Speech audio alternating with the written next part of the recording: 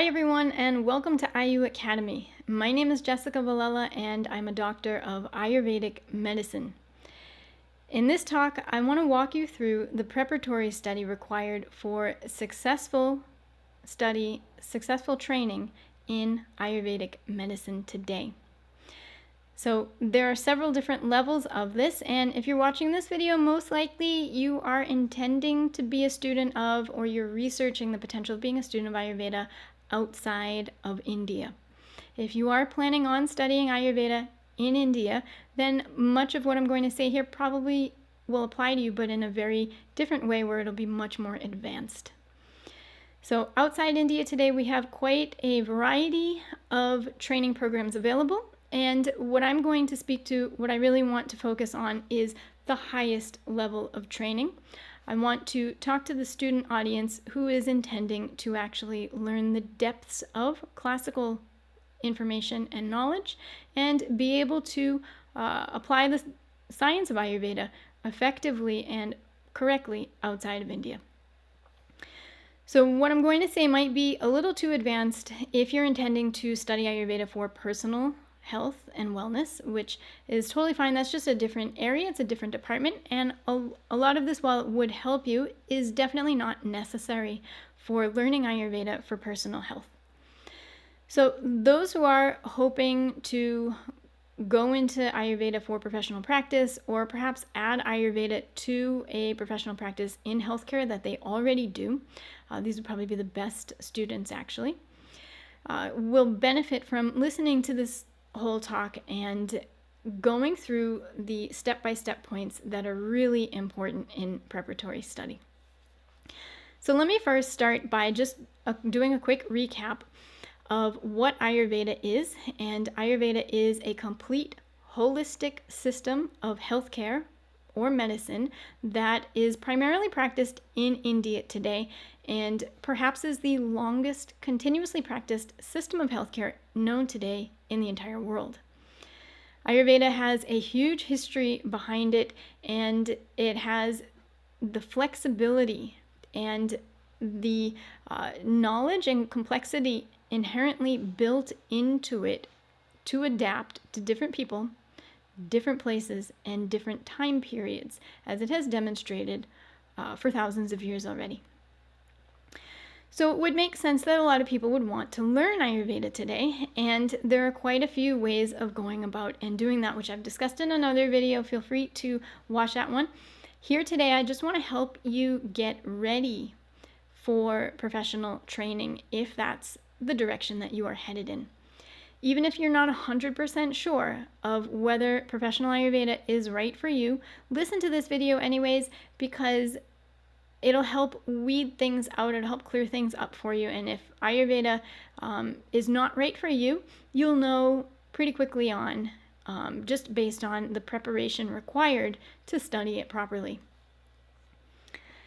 So since Ayurveda has been practiced in India for thousands of years and is the primary location of practice today, it's helpful just to do a really quick comparison of what is required for students going in to Ayurvedic training in India.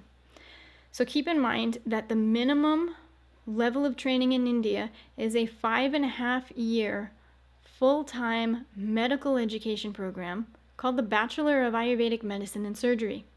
This is actually, more correctly, a first professional degree rather than a bachelor's degree. So bachelor might actually be a little bit of a misnomer in this name, so don't put too much attention to that. But students who do go through this program and complete it have completed about 8,000 hours of a combination of didactic training that spans over 4.5 years, plus a complete 1-year, 365-day clinical internship in a large functioning hospital where they go through each department and spend 1 to 3 months in each department. So the level of training intends in India to produce graduates who are ready to practice as Ayurvedic doctors licensed in their home state and nationally as well. It may be a very different intention than what we find with training outside of India, where Ayurveda is often presented as a health and wellness routine or modality, and is really diminished in its scope outside of India.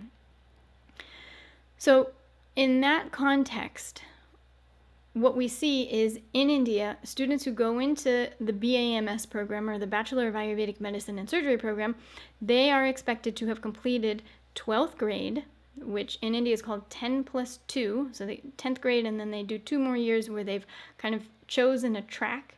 And the track that they have to choose for any medical, further medical education, including Western medicine, including dentistry, including physiotherapy, and all of the other options out there, homeopathy, naturopathy, yoga, all of them, they have to choose the PCB track, which means physics, chemistry, and biology. And so they've gone through extensive pre-med education, essentially, in 11th and 12th grade.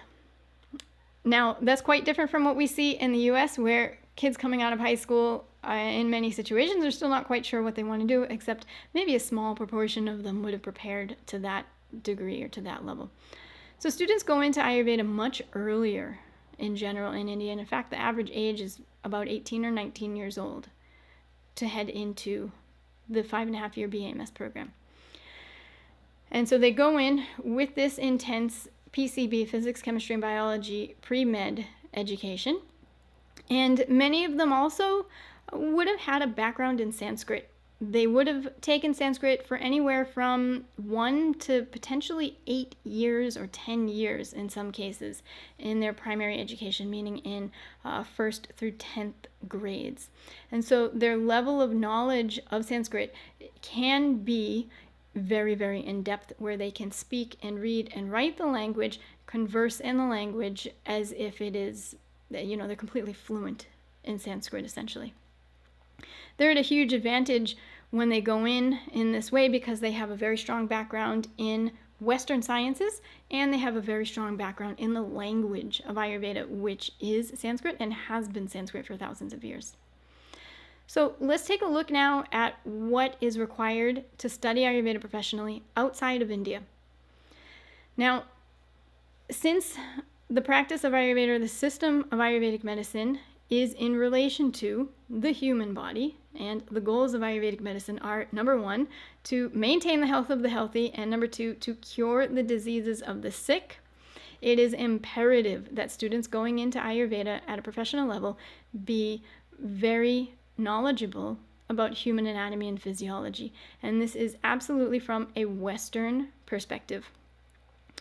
Even in Ayurvedic studies in India today, in first year, students go through the entire A&P program, learning both Western anatomy and physiology as well as Ayurvedic anatomy and physiology, and then performing cadaver dissection in order to apply that knowledge and experience or understand what these things mean in the physical body.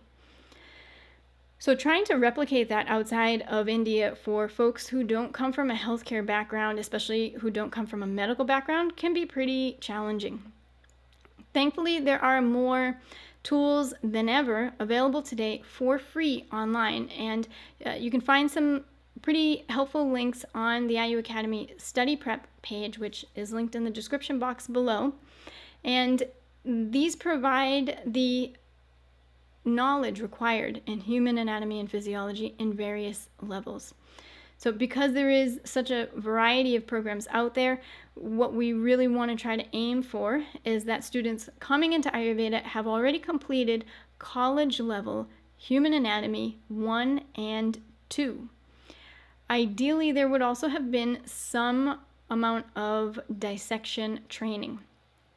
And this is also going to be much more feasible to do today with electronic tools and with technology, because there's a lot out there. So software programs and other programs that let the student visualize the body parts and then remove certain layers like the musculature or the vascular system and kind of hone in and go down into the depths of the physical body really help in laying the foundation and laying the knowledge required in order to understand how the doshas work, how the Ayurvedic concepts work, how they map on to known physiological events through Western sciences as well, so that they can put this whole picture together and practice successfully. So that's really the prerequisite number 1, is human anatomy and physiology, college level 1 and 2. And these would typically be 3 or 4 credit courses each. So you're looking at 6 to 8 credits total. Next, number 2 in the requirements for Ayurvedic preparatory study would be to already have a background in a healthcare discipline. That is really the ideal profile of somebody who's coming to study Ayurveda, because many of the things that are required to be known are already done. But don't let that, disappoint you. If you don't come from a healthcare background and you really want to study Ayurveda at a professional level, by all means, you can do it. Just know that you're going to have to put more effort in and more work in and get up to speed with that additional knowledge of healthcare. Things like practice of healthcare with legal issues, ethics, HIPAA requirements, right? Patient-client interaction and communication skills, how to understand whether or not what the patient is telling you is true or false, and how to interpret a lot of these things that kind of mesh together with physical medicine practices and maybe to some degree psychological practices. Because Ayurveda is a system of medicine that intrinsically is based on the human body, the functions of the mind and the emotions, as well as the spirit, all 3 of these together are what we study and practice in Ayurvedic medicine. And so we are always reading into these 3 different areas whenever we work with patients and clients. So if you don't come from a healthcare background, don't worry, because there are plenty of other backgrounds that can be amenable to professional Ayurvedic training and practice. If you're in any sort of field where you practice problem-solving skills, or pattern recognition, or root cause analysis, you likely are building up the skills that you need to be an expert investigator of human health, to be able to come to the conclusion, or at least the nearest understanding, to narrow down your field of possibilities of where a problem may be coming from. I have patients come to me all the time, or clients come to me depending on where I'm practicing, and have a whole different slew of symptoms in their presentation. And somehow, some way, right, I've got to be able to hone in on exactly where the root cause is coming from. And as an Ayurvedic doctor with 5.5 years of training in India, that is much easier to do, and it comes much more naturally simply because of the amount of training and the amount of practice that comes with that. If you are considering professional training at like a level 1 type of program where it's 1,000 hours or less, just know that it's probably going to take 2 or 3 years beyond that initial training in order to really hone your skills of practice and get good at root cause analysis, assessment, diagnosis, and protocol management. And that's okay, that's to be expected, and that's perfectly fine. Okay, so to do a quick recap, we covered number 1, human anatomy and physiology, 1 and 2, 3 to 4 credits each, so 6 to 8 credits total. Number 2, having a healthcare or relevant background where you practice skills such as problem solving, pattern recognition, and root cause analysis. And finally, number 3, this is the probably just as important as the other 2, is understanding or being ready to learn Sanskrit. And so that you can understand and appreciate what Sanskrit is, it is also, like Ayurveda, one of the oldest languages in the world today. And sort of similar to Latin, which is the mother language or the root language of languages like English, Portuguese, French, Italian, Spanish, Romanian. Sanskrit is the mother language to many Indian languages that are used today, like Hindi, Marathi, Gujarati, Kannada, and so on. There is another South Indian language called Pali, which is also very old and is sort of on similar par with Sanskrit, but Ayurveda pretty much derives from the Sanskrit tract.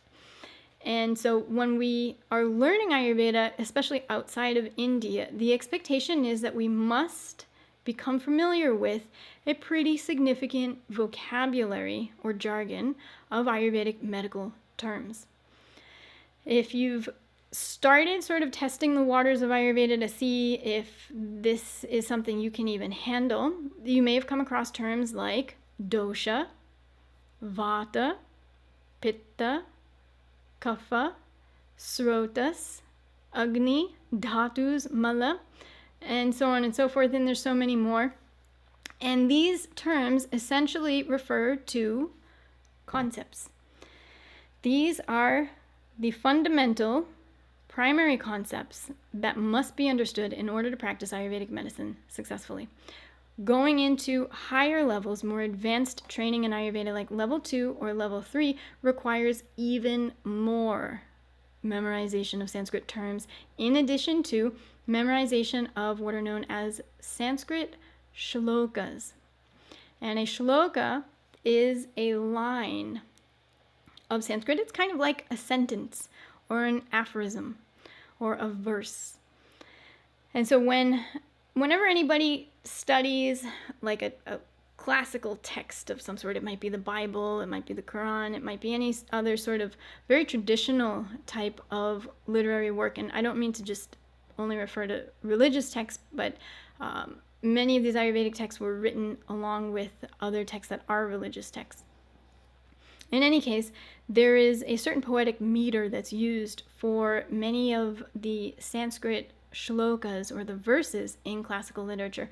And so as students progress through the training, they start memorizing those lines just straight out. And essentially what those lines are like the rules and the principles of classical Ayurveda. Sometimes students will really wonder, like, is this absolutely necessary? Do we really have to do this? Why can't we just translate it and understand what it means? Or maybe we don't even need to know that. Maybe we just need to feel Ayurveda.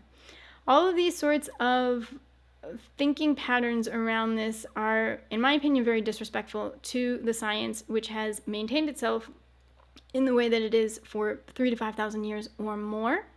And this methodology of study and practice is what has been followed for thousands of years.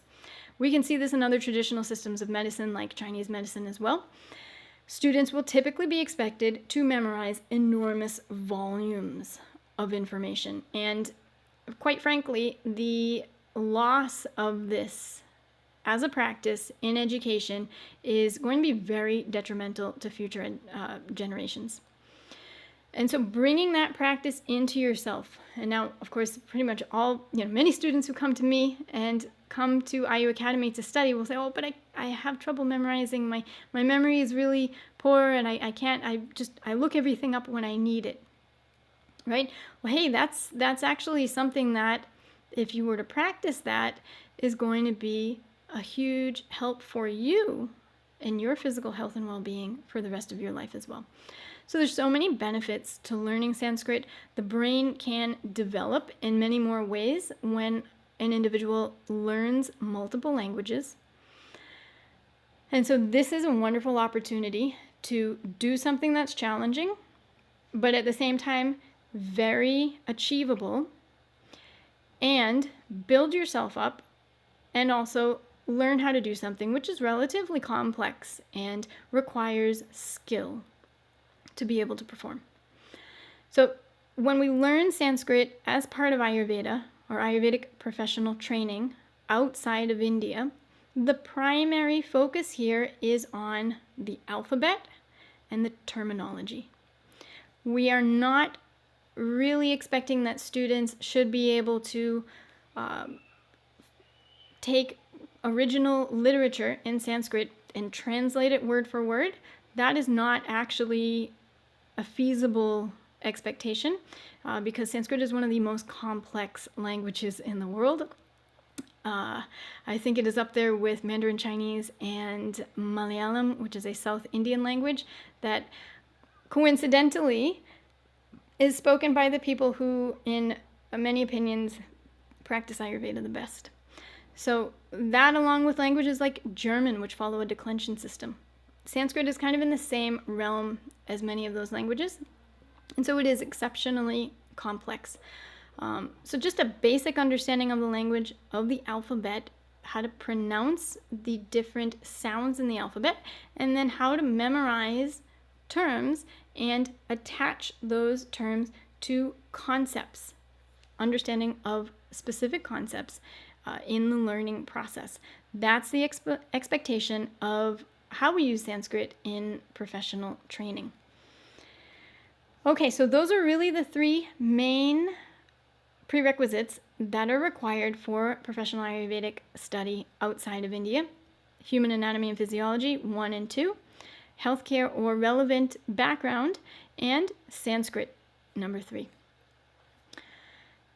As part of preparation for study, if you are now thinking, okay, well, let me see, what else do I have to do to get there? I did mention, remember, that there's a huge amount of memorization that comes along with this, but still, in especially level 1 programs outside of India, the amount of information that's being memorized as compared to the 8,000-hour BAMS program in India is still teeny, teeny, tiny. So it's all relative, right? And you do need your memorization skills to be there. You do need to be able to pack it in order to put the whole picture together and then see and understand how a human being in front of you is operating. Are they in a state of health? Are they not in a state of health? And if so, how is it deviated? Right? How is it that an Ayurvedic doctor who is well trained and well practiced can just look at a patient and be able to perform a pretty accurate assessment without much other information?